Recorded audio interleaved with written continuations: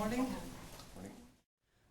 On the modules and where they're going to be built, and concerns that we had about indications that there might not be capacity here in the province to have as much work done here as ought to be done. You know, the Hebron negotiation was a long, troublesome piece of work that got off to a rough start with this government back in 2003, 2004. And it took some time to settle out our relationship and to have an acceptance by ExxonMobil particularly, and the government representing the people of Newfoundland and Labrador, the principles that we wanted to underlie the negotiation of that benefits agreement. And in concert with the stated philosophy of this government that our natural resources had to be developed primarily to the benefit of the people in Newfoundland and Labrador, and an acceptance of that principle by ExxonMobil, which was followed by the negotiation of the benefits agreement around the development of that project that contains over 1 billion barrels of oil.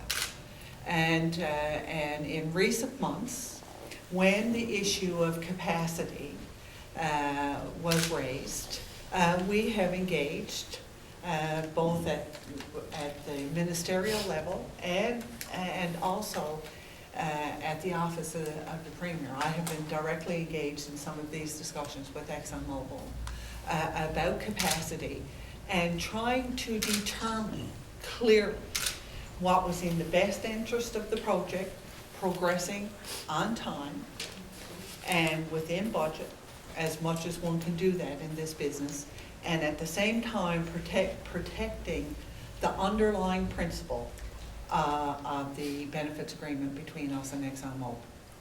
And we did a particular piece of work when the discussion focused around the DES and whether or not that module could be done here in the province.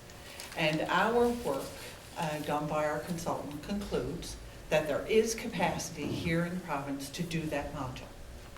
And while the benefits agreement lays out a process for us to have a disagreement between us arbitrated, I think the statement made by ExxonMobil today, while technically doesn't say that the decision to move the DES out has been already made, practically, that in effect is what's happened today.